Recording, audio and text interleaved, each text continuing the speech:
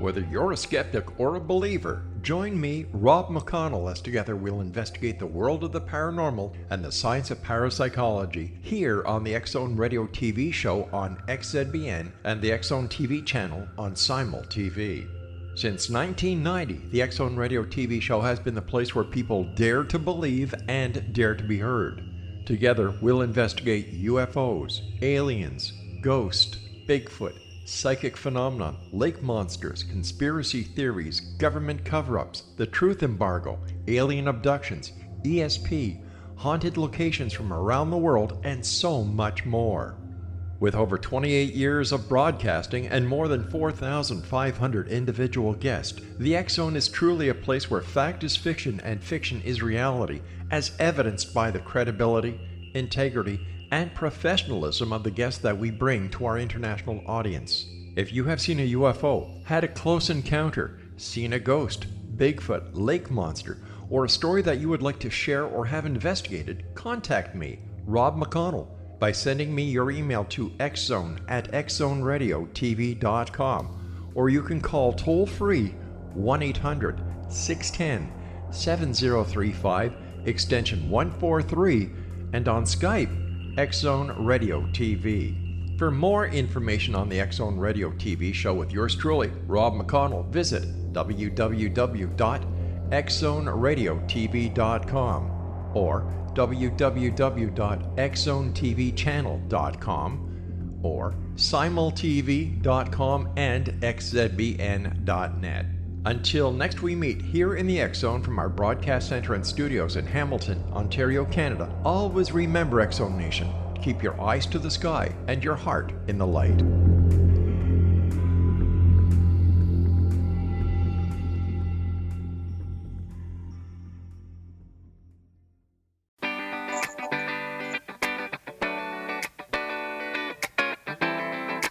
Welcome to the Connecting with Coincidence radio show with Dr. Bernie Beitman, MD, bringing together the world's synchronicity experts to help you use meaningful coincidences to develop spiritually, psychologically, and practically. For more information, put Connecting with Coincidence into your web browser to find the book, website, Psychology Today blog, YouTube channel, and Facebook page. And now, here is the host of the Connecting with Coincidence radio show, Dr. Bernie Beitman, MD. Yeah, welcome to CC with BB. I'm your host, Dr. Bernie Beitman, MD, and we're going to start off with a story about Dr. Bernie and the fly, and I'm going to ask our guest, Barbara Whitfield, to comment on it. So this is a story of Bernie and the fly, and a few days ago, I was sitting at my desk at my computer and preparing to write the next chapter for my second book on coincidences. This chapter was about the benefits of coincidences. One of these benefits is that coincidences help us experience the connection between our minds and our surroundings. We are not islands unto ourselves. Some houseflies were trapped in my computer room. They had been there for a few days and were looking kind of tired. There was nothing for them to eat there. So I started talking to one of them. I said, look, you are stuck here. I am your way out. Land on my hand and I'll take you out of here. The fly jumped on the keyboard and drifted over in the direction of my hand, and then took off again. I continued the invitation. Come on over here, land on my hand, I'll take you out of here. The fly then landed on my hand, flew away, and came back again. He stayed there. I got up, still talking. The fly stayed there until we went outside, and I swooshed it into the air. Well, that was funny and interesting, but this morning I sat down to the computer getting ready for the show, put my hands on the keys, and another fly landed on the same hand. No prodding, no cajoling. The fly landed there. As it explored the delicacies of my skin, I walked it out into the air and swooshed it away. Had the second fly learned from the experience of the first fly? Were they communicating with each other? Hey, that thing that moves around and smells and tastes and is located in XYZ quadrant could be the way out for you too. I don't know, maybe. If you believe you share consciousness with other sentient beings, you're more likely to communicate with them. I think our minds are connected to all sorts of beings in our environment. Test it out. Our guest today is Barbara Whitfield. Barbara is a respiratory therapist and counselor in private practice in Atlanta, Georgia, with her husband, Charles Whitfield, MD. They help people with individual and group psychotherapy for PTSD and other trauma-related problems. They also help patients get off psychiatric drugs and opiates.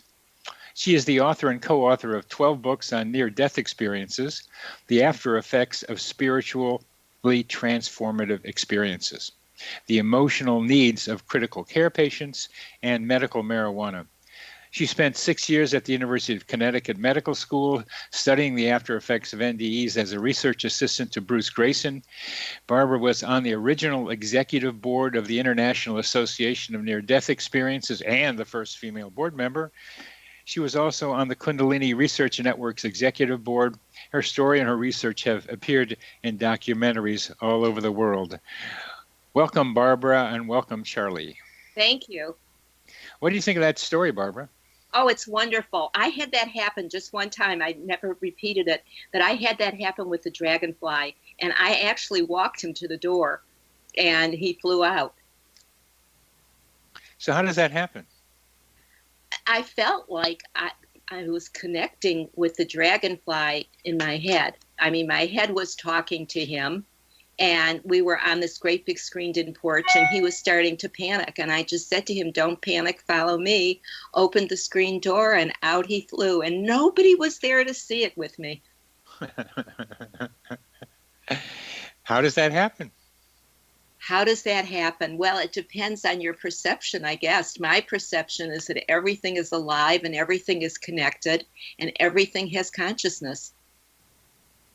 Well, I'm getting to really know that to be the case, and so what I'm doing is trying to figure out how we're connected. What are the means by which these connections take place? It's getting to be almost a truism that people say we're all connected, and you can say that because the internet does that. The internet connects us. But when you say we're all connected, and you've been looking at consciousness for a long time, could you be more precise about what you mean by that? Sure. 2 of my kids live 7.5 hours away by car, yet 5 to 10 to 15 seconds before the phone rings, I know one of my kids is calling, and sure enough, there they are. To me, that's how it's done. And how you dial out, if you want to try it, is ask for help. Prayer works. Well, it's how is dialing out answering my question about how we're connected. The first one does with the phone call, but the prayer one, would you please explain that? Sure. Several years ago, I was a subject in your research, and we were looking for what did we CMPEs? Remember connecting parallel? Yeah. Okay, so yeah. I was one of. Well, they were a specific form.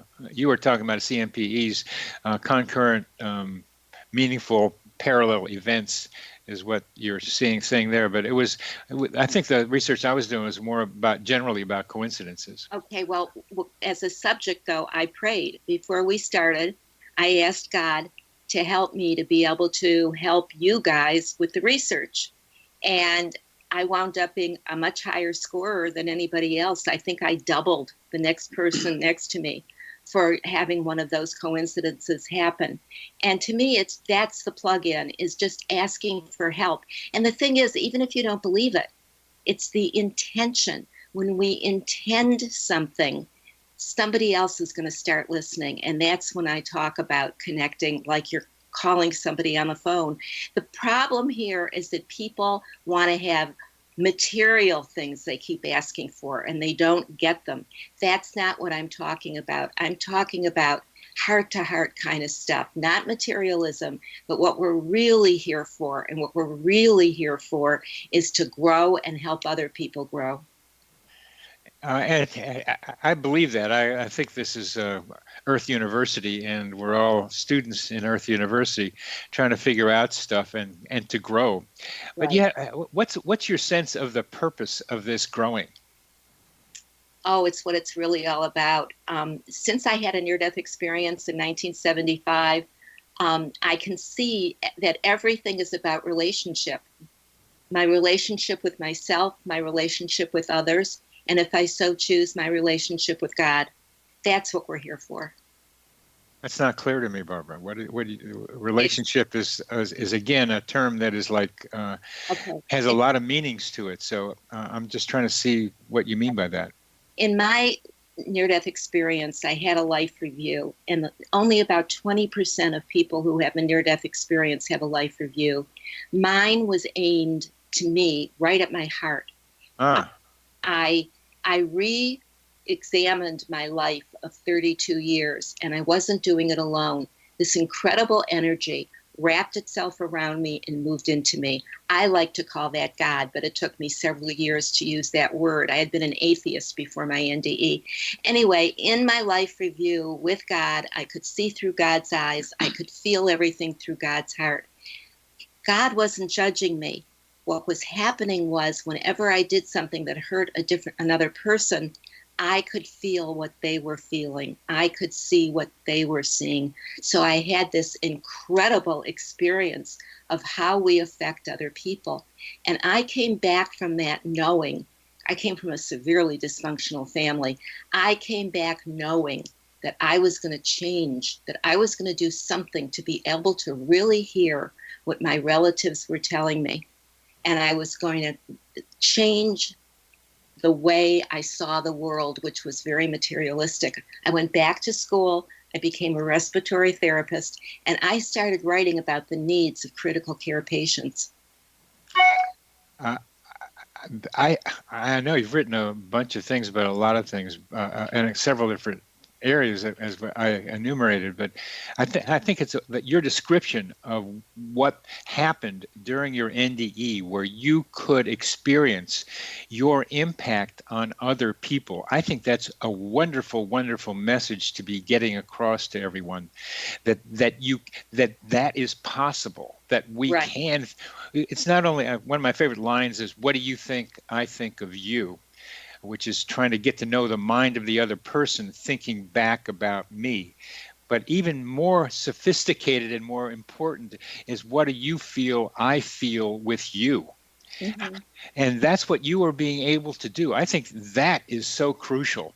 And we have about a minute left in this segment, but how are you evolving? How have you evolved that wonderful principle?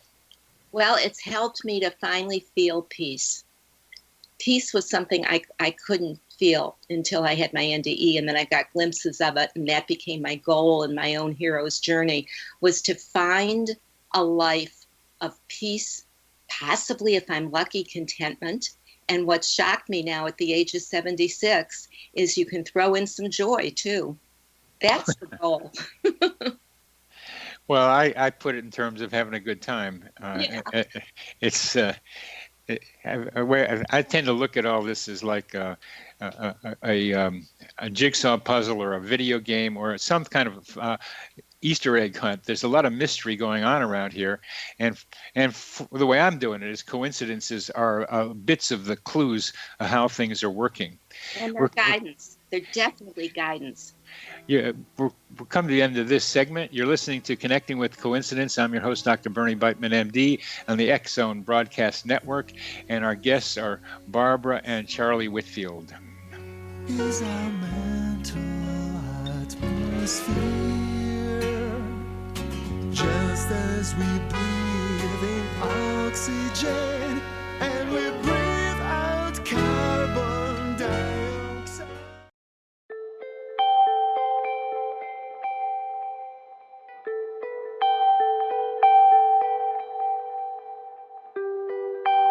It's hard to listen to the news without realizing we're living in volatile, unprecedented times. Yet never has there been such an opportunity to transform the human condition. As old structures fail, where can we find the guidance to co-create a better way? Find Your Path Home is an ever-evolving, leading-edge information, education, and healing resource center designed to support and guide you on your path to unity and enlightenment. Based on sound principles employed by shaman worldwide, we provide techniques that can support you through the current transitions, offering online shamanic classes, international long-distance shamanic healing sessions, complimentary Mission Evolution radio episodes and Stairway to Heaven TV vignettes, seminars, retreats, and much more. All of this can be found on findyourpathhome.com.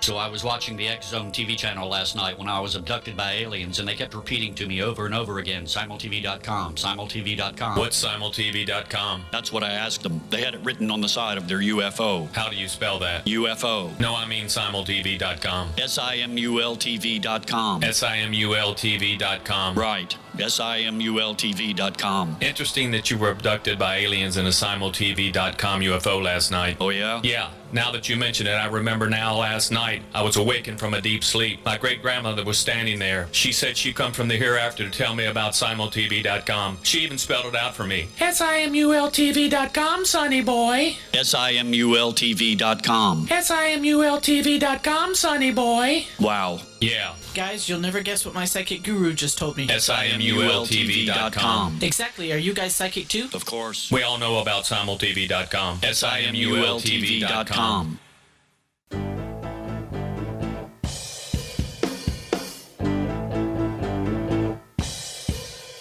These coincidences, we are really meant to be.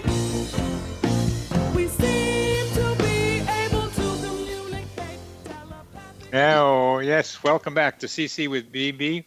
I'm Dr. Bernie Beitman, MD, and we're talking with Barbara Whitfield and Charlie Whitfield, her husband, about now NDEs. And you made a very important comment about 20% of people with NDEs have life reviews. Usually, the way it's broadcast generally out there is that most people have life reviews. So that 20% is an important statistic for us.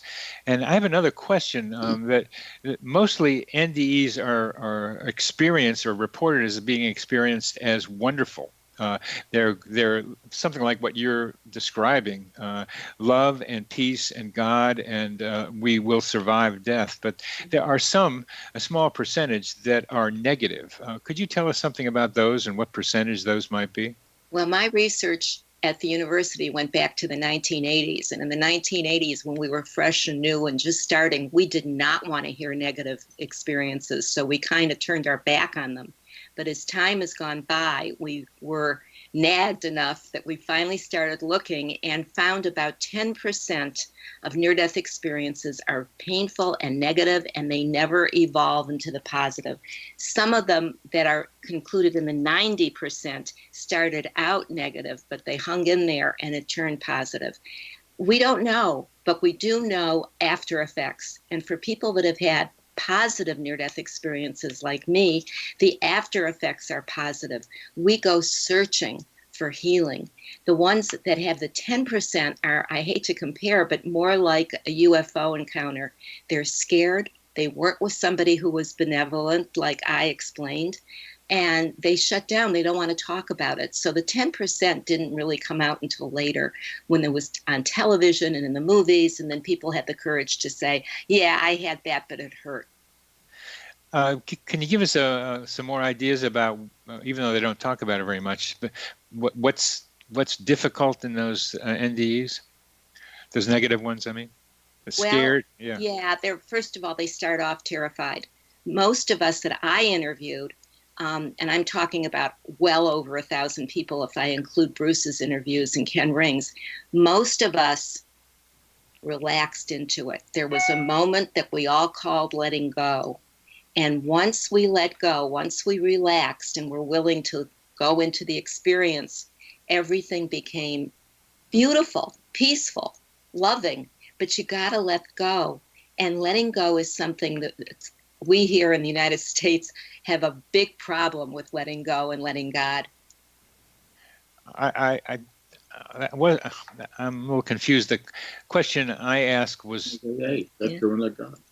was just some better idea what a negative NDE is. What you just talked about was how you get out of that. But okay, there's a wonderful movie that was made in Brazil, and I'll just tell you that when he woke up after he died, he was laying in a puddle of mud, and there were people all around him screaming and crying. And he stayed like that. He said in Earth time, it probably would have been about 8 months.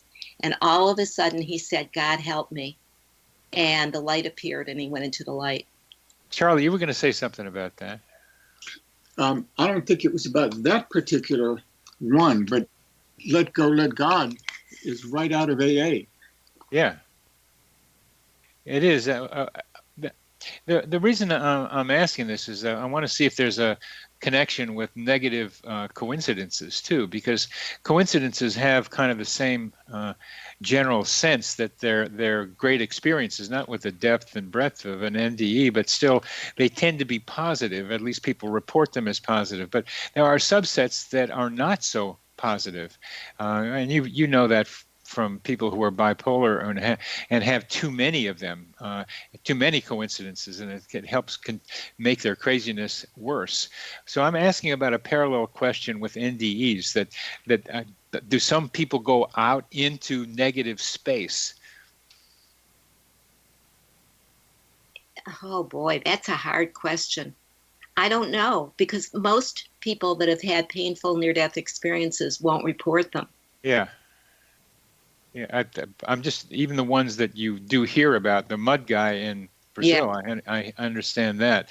But it's a question that's come up in very many different ways, that with all the positives of NDEs and all the positives of coincidences, there's still an underlying theme in coincidences of some potential negative, maybe evil or malevolent entities surrounding us. It's not all love and peace. Well, either is life. Well, I know that about life, but there's still the idea that the NDEs and coincidences have some don't have negativity in them. Life, we know that pretty well. And what I'm trying to do is explore that kind of negativity, see what's there. People who have gone into like outer space, like psychonauts, with various drugs and other ways, run into negative entities sometimes. And I'm just asking about that through NDEs. I can only talk personally from my own experiences. Everything to me is a learning experience. And if something appears negative, it's the way I interpret it if it's negative. I just say to myself, what is this trying to tell me? What can I learn from that? And if I don't insist on the answer immediately, if I just sit back patiently and wait, positive energy will come along and explain it to me. Yeah. How can I reframe this that would help my life go better? So this word of reframe to the positive, like the optimism, is a great plus in a situation like this. Most people aren't taught to do this because they're stuck in their ego and they keep beating themselves up and worrying. I agree with that. I sometimes pretend like I can implant this little machine in some of my patients' heads that can take an ambiguous or even modestly negative experience and find a way to see it as positive. It's a turning thing, and turn it into something positive.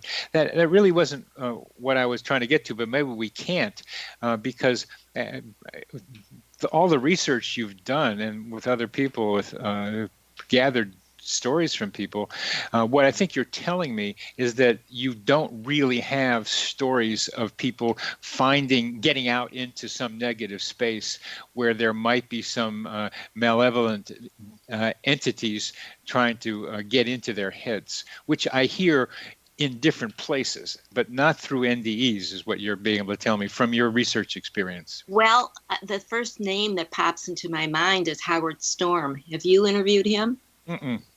You should interview Howard Storm. He talks about the painful negative side of his NDE and how it took over his life. He would be able to explain it better than I can. Okay.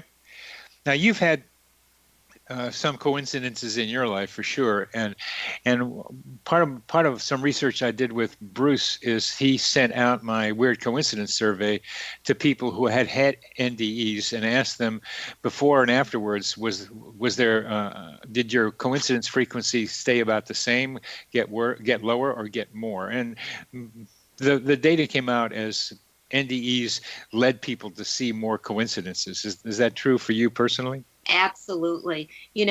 I could tell you the story of my first book, which was published by Simon & Schuster.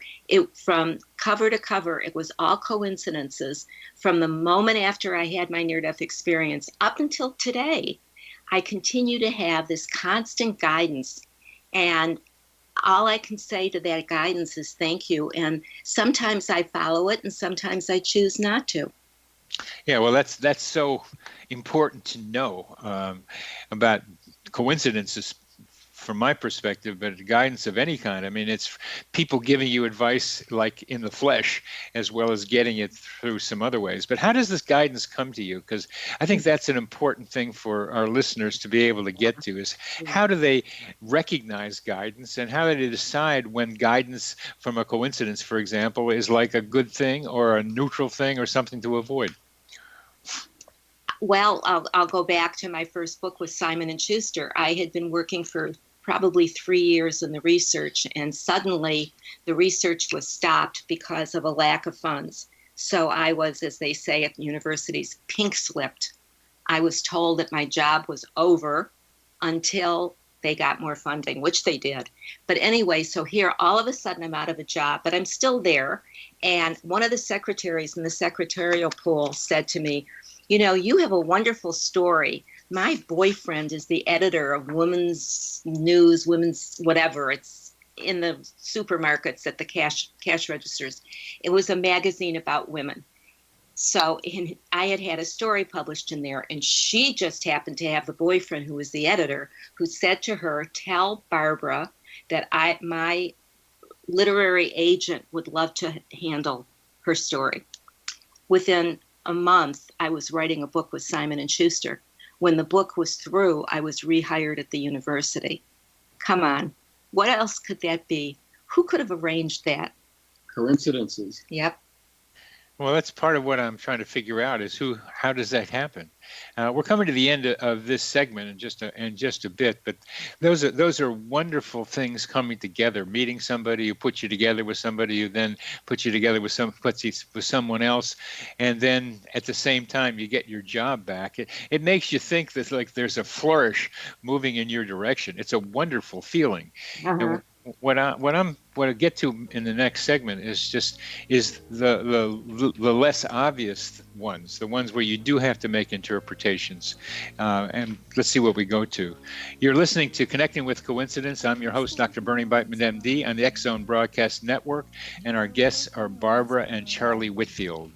We didn't know each other at 4,000 plus miles away. I turn lyrics into music.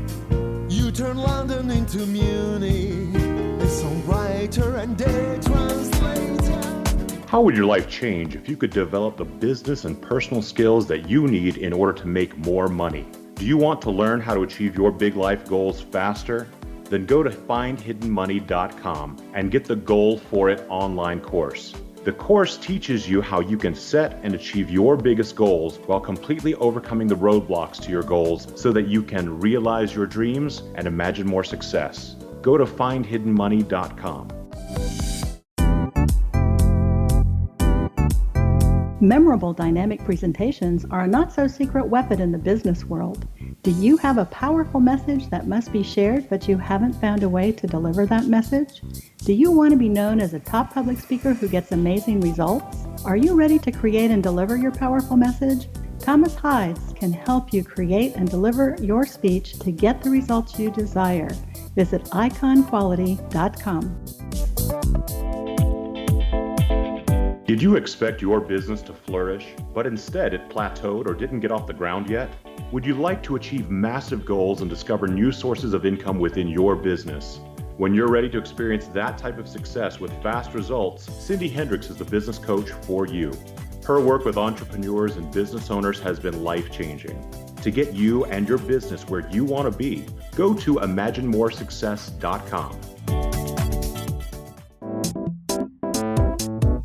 Has the fear of public speaking stalled your business or personal life? What would you give to develop and maintain supreme confidence? Have an invaluable private program to always perform at your best. Imagine how you would feel. You can have all that and so much more today with Thomas Hyde's life-changing course called Number One Fear Unleashed. Visit numberonefear.com and be liberated from your fear of public speaking.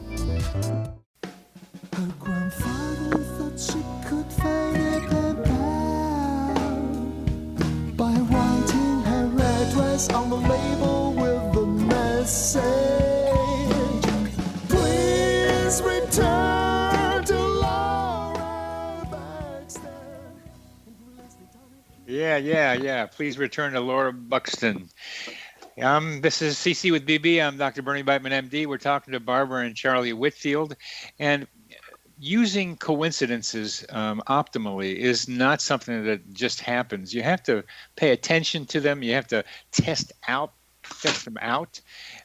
And sometimes they may be misleading. They could be misleading for you, and sometimes they should be ignored. And I wonder, Barbara, what kind of principles do you use? And maybe you can give some examples of how you respond to coincidences.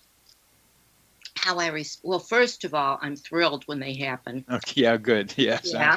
That one. That's an important one. Oh yeah, cold chills through It's the body. fun. Yes. And I think what I want to get straight with the listener is our perception of God.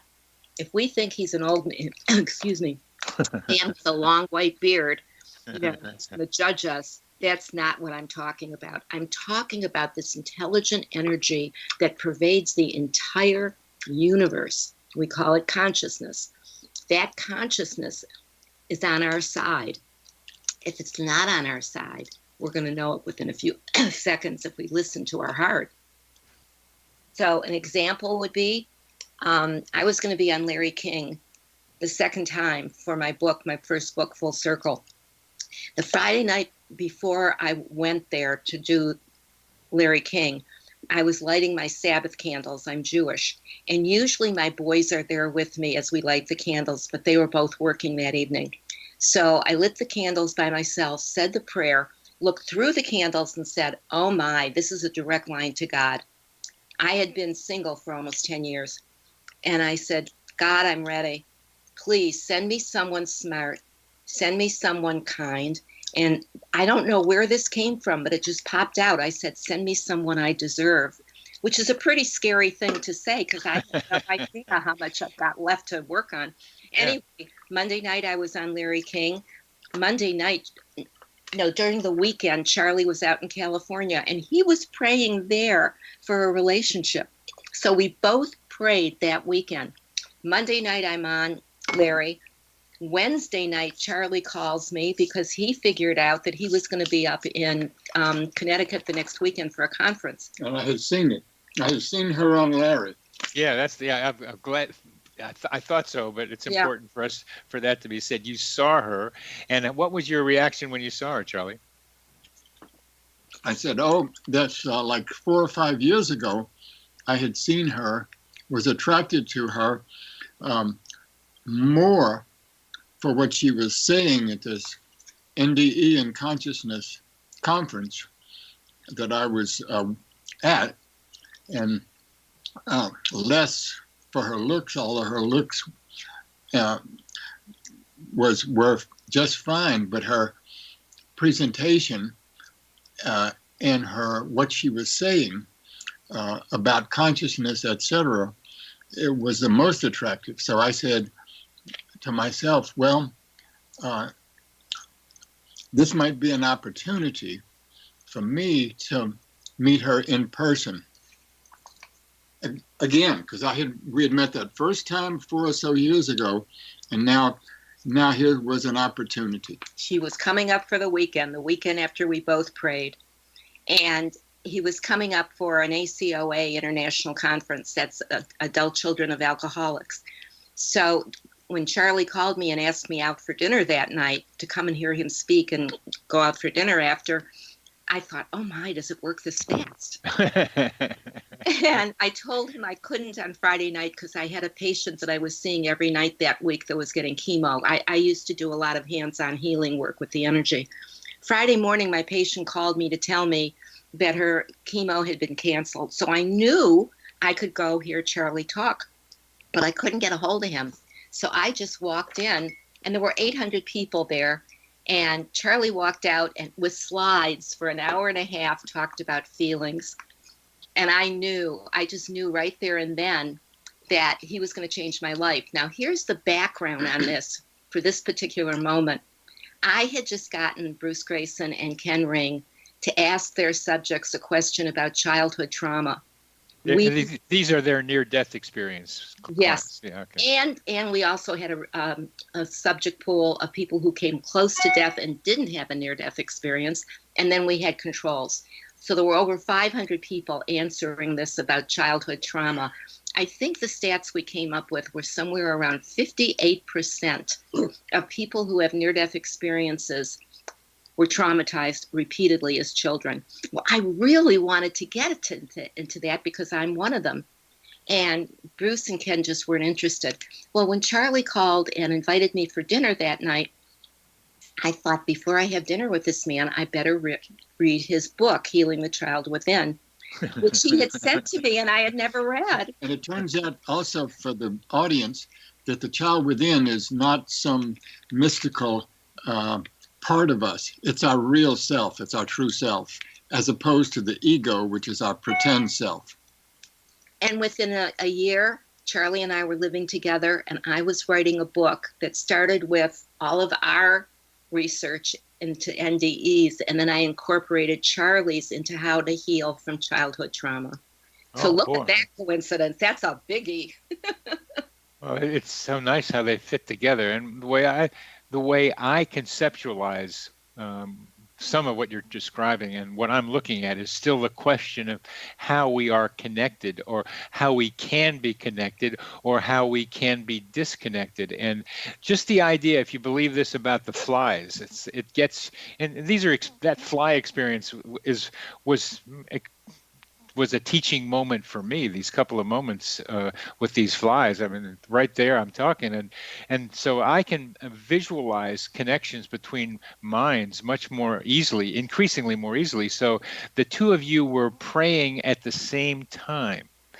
And I could see I could see beams of energy, information, traveling between wherever you are, and coming together, creating a connection, which then helped you find each other at the conference, and you knew that it was it between the two of you. Just so you know, it took Charlie 5 years to ask me out after that conference. What took you so long, Charlie? Well, I wasn't ready. I'm glad that he didn't. I had to write my first book and have my own identity because Charlie has so many bestsellers. You know, I had to become me first before I could be in a relationship with him, and that worked out beautifully. There was other thing I was going to tell you about our praying. The year that we were dating back and forth, 350 miles away from each other, we were involved in 3 automobile accidents individually, not together. And I think it's because we were so darn scared. You know, being in your late 40s, early 50s is not easy dating. But anyway, Charlie had one accident where I didn't know it was happening. I was pulling up a long, dark driveway at my girlfriend's house, and my headlights died. And I had to stay at her house all night. Sometime late that night, Charlie called to tell me he was in an accident and that his first thing that happened were his headlights went out. Yeah. The dealership never found anything wrong with my lights, but I was in the dark when he was in the dark. That's automobile simulpathity. I haven't heard that one before. Experiencing the pain of a loved one at a distance is what I mean by simulpathity. But here, the cars, your car mimicked his, and that just does the technology. Somehow, when we put these objects together, they may have a bit of consciousness that we can recognize. I know I used to I still have my car that I bought in 1967. It's a Volvo 122S, and it was my buddy for a long time. I'd have dreams in which I couldn't find it. It was my transitional object, to use an old psychoanalytic term, that I was losing. That's a good story. But the 5 years between the first contact, but you were still contacting with each other. Is that right, during that 5 years? He would call me at the university 2 or 3 times a year and ask me a research question. And when I finally got to know Charlie and I was at his house, I found all my letters. He had saved all the letters that I sent to him to answer research questions. And also, I had gotten a picture from a flyer where Barbara was giving a talk of her, black and white picture that I had cut out and put on my bookshelf that I could see every day of her face. And I looked at that with intention that we would become closer. Wow. So you were dating, even though you weren't doing it out in front. We were dating in our minds, in a way. And Barbara, were you doing something similar? I was in therapy trying to figure out what was going on. I stopped dating for quite a while. When I read my first book to myself. Is the answer to that no? No, men at that point in my life were just messing up the idea that I had to find out who I was, not who they were. Yeah, the answer to that is no. Okay. You weren't. Charlie was doing it. And we not know what the subconscious is, but something was going on with Charlie, and he knew it. And I believe this happens, that sometimes one person knows and the other person knows at some subconscious level. We can never prove that there's probably something going on there. We're coming to the end of this segment. You're listening to Connecting with Coincidence. I'm your host, Dr. Bernie Beitman, MD. We're talking with Barbara and Charlie Whitfield about NDEs and related ideas. Telepathically, without being in the same room. Whoa, whoa.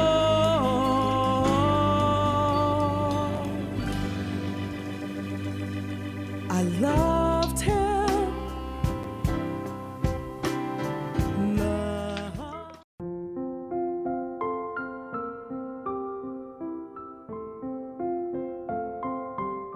I am Dr. Carl O'Helvey, founder, president of a new cancer foundation focusing on evidence-based physical, mental, and spiritual interventions, including natural cancer cures, prayer, meditation, affirmations, nutrition, and other related holistic cancer prevention and cure modalities. These are used in cancer education, research, and financing care. I ask for your help to continue this important work by donating at www.holisticcancerfoundation.com.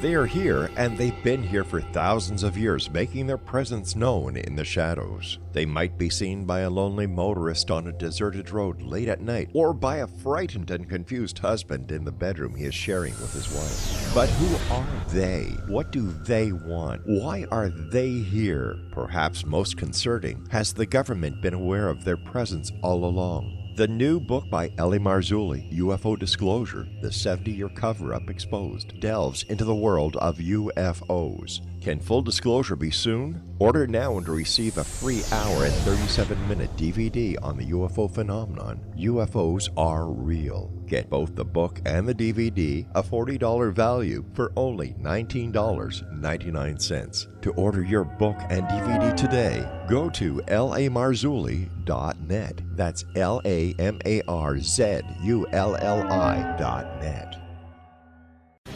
Christopher Fulton is a survivor of the national security state. All he wanted to do was preserve history when he acquired a Cartier watch from the estate of President Kennedy's personal secretary. But that simple act set off a terrible chain reaction. He was pursued by the U.S. Justice Department and the FBI, thrust into the middle of the U.S. government's Assassination Records Review Board, even monitored and pursued by the Russian government.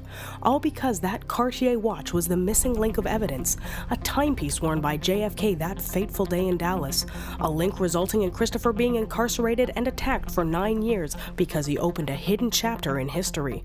The intriguing journey outlined fully in Christopher Fulton's memoir, The Inheritance, is available now through TrineDay.com or Amazon.com. The Inheritance, Poisoned Fruit of JFK's Assassination by Christopher and Michelle Fulton is a must-read, an incredible tale of how easily our own government can overrule justice. The Inheritance, Poisoned Fruit of JFK's Assassination.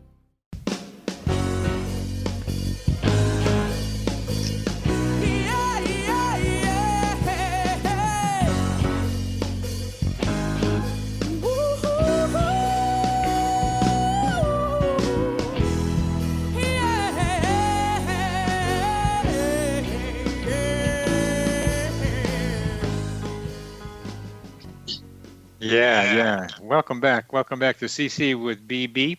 I'm your host, Dr. Bernie Beitman, MD. We're talking to Barbara and Charlie Whitfield, and we got to hear about their middle of life romance. Now, Barbara needed to do a lot of things to be able to get to Charlie. She had to become a bestseller author too, and which she has. And the two of them have been doing a lot of great stuff together. And they're coming out with a new book on dragon energy. And dragons have been around for a long time in various forms. Tell us about your dragon energy and what your book is trying to tell us.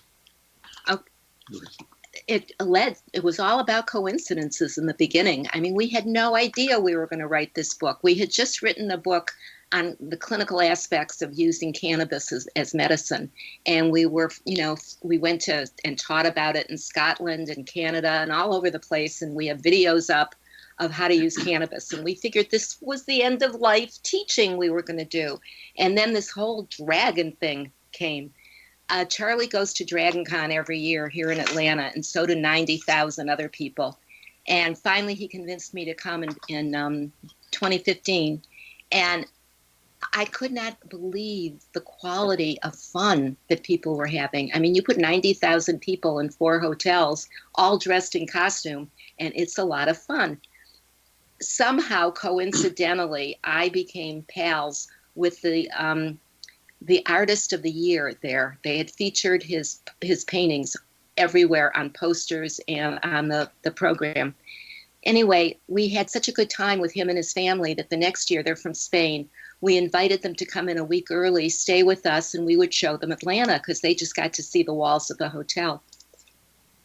The year they came to see us, which was 2016, and they walked around our house, they couldn't stop laughing because I didn't realize it, but we had dragons everywhere in the house. We have antique rugs, and a lot of the Chinese antique rugs have dragons. And then my dishes had dragons and pottery, and you just name it. So we started thinking about dragon energy and why these people were so lit up at the conference. Well, they lit up other ways too, I must say that.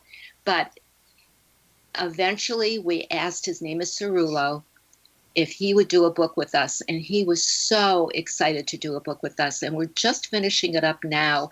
And, some people call it Holy Spirit. Some people call it Kundalini, Chi, Ki. It can also be reframed as dragon energy. And we're showing the traits of the positive dragon, and we're showing the traits of the negative dragon. And then we're showing how these traits are in us too, and how to use that whole reframe, just like you would ask the Holy Spirit or ask Kundalini. Our society has, across the world, has been attentive to dragons for about 25,000 years, believe it or not. I mean, how do you have records over 25,000 years? Well, it started in ancient Egypt with a snake, which evolved 5,000 years ago into dragons. And then now we've got art and literature galore.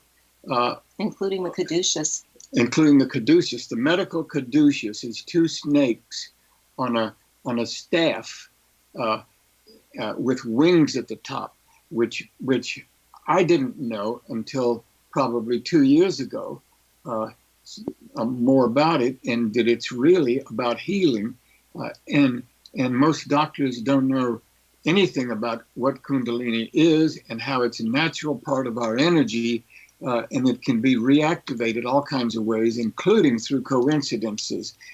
I had a Kundalini awakening in 1984 that slowly changed my life. I was already into spirituality with meditation and AA, but it was still a remarkable slow discovery that was a fast discovery with my Kundalini experience. So what we're writing in Dragon Energy is that this dragon energy is not about dragons and fantasy and science fiction. Dragon energy is in us, as us, and the way we get it, we go through 3 veils. And these all go right along with trauma recovery and spirituality. The first veil is we drop our ego and get real and start being real. And the second veil that we go through is we name everything correctly. We stop pretending with everybody else with political correctness and groupthink and all that stuff.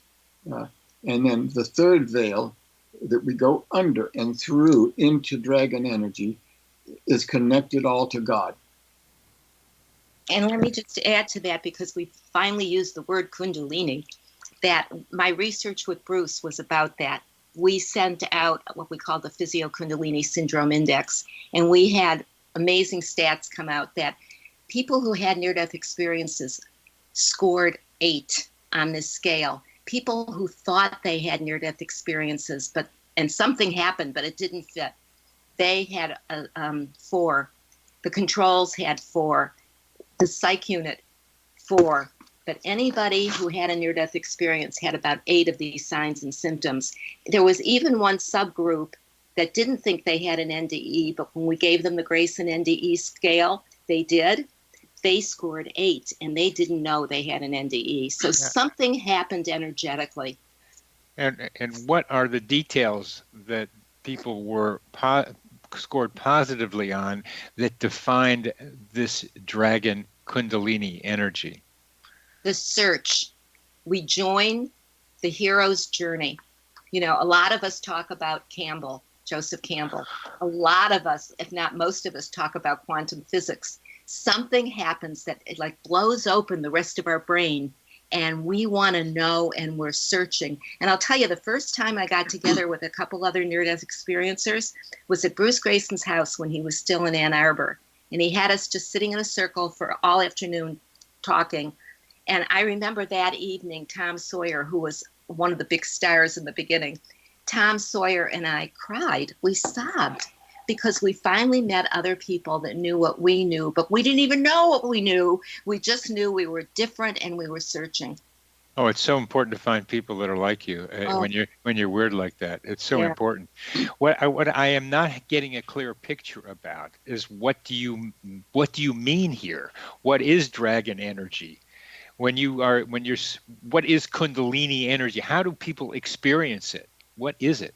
Well, if you go and do yoga for several years, or you meditate for several years like Charlie did, and he had an awakening, it's meditation or yoga is the safer way of patiently learning more about ourselves spiritually.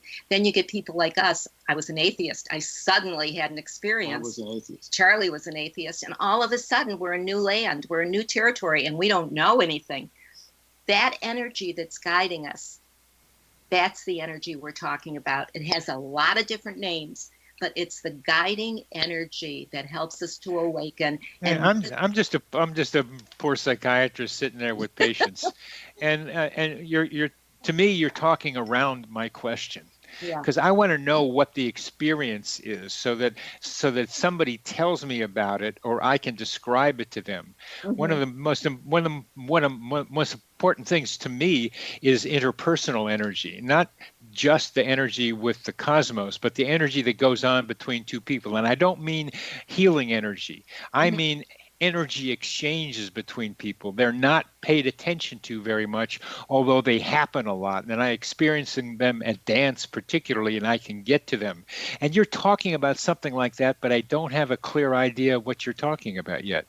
You know what? I don't have a clear idea either. And Okay, I've been that's good. 40 years. But I will say that every coincidence I feel is that energy setting me up for something. And a lot of our patients that come to us that know that we're spiritual too, we're not just prescribing medication, they come to us and they almost sound manic, or they do sound manic because they're having these coincidences and they don't know what's going on. Right. So those are the ones that we have to calm down. Those are the ones that I always recommend root vegetables and stop meditating for a while. And then they do settle down, and then we can work.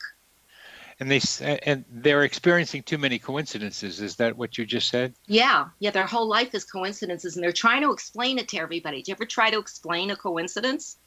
Nobody else can get it the way we can get it if we've lived through it. And after a while, your relatives get exhausted trying to listen and trying to make out what's really going on with you. I mean, that was the end of my first marriage. Well, we're getting near the end of the second of our show too, but I occasionally do something I call coincidence counseling, and one particular person who was just having too many of them drove from Ohio to Charlottesville to talk it over with me, and we were able to put those coincidences in some kind of framework so she could then embrace them and use them as part of her journey. And that's, I think, probably what you're talking about, people being able to do. Yes. Well, it's been a delight talking with both of you, and how your relationship got going is still very interesting to me. I know there's more parts of the story, but I like how you both connected through prayer in some way, that somehow that one day we'll be able to understand better than we're able to do now. So thank you very much for being on the show, Barbara and Charlie. Thank you. Thank you, Bernie. You're welcome. You've been listening to Connecting with Coincidence. I'm your host, Dr. Bernie Beitman, MD. We're on the X-Zone Broadcast Network.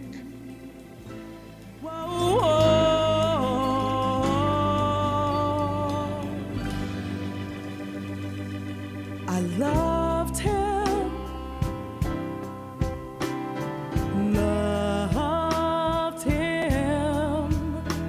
like no one else I've ever.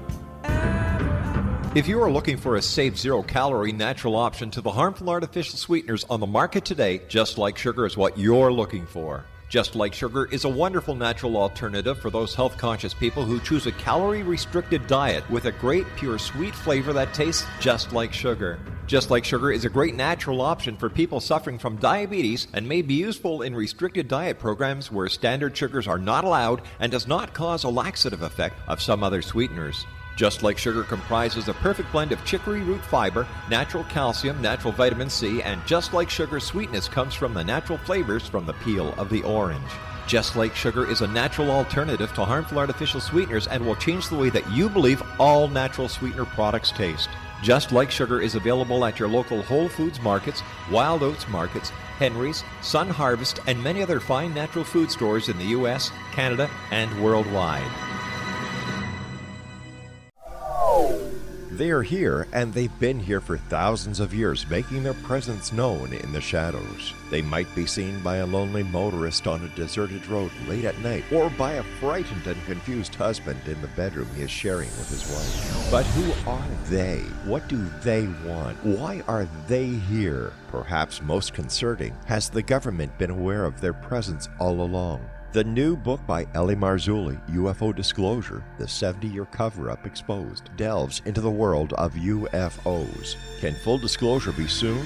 Order now and receive a free hour and 37-minute DVD on the UFO phenomenon. UFOs are real. Get both the book and the DVD, a $40 value, for only $19.99. To order your book and DVD today, go to lamarzulli.net. That's LAMARZULLI.net. You have heard of the X Zone? Now watch it on Simul TV, plus 500 video games, live TV channels, free video on demand, worldwide, and more. Does this sound like tomorrow's television? Well, it is, but you can have it today, right now. It is Simul TV. Simul TV offers what the others only wish they could provide. 15 exclusive channels like X Zone, sci-fi, and horror. We are worldwide. No other provider offers that. 500 built-in video games. No need to have an extra expensive system. We have them included. Free video on demand. Live streaming events from around the world.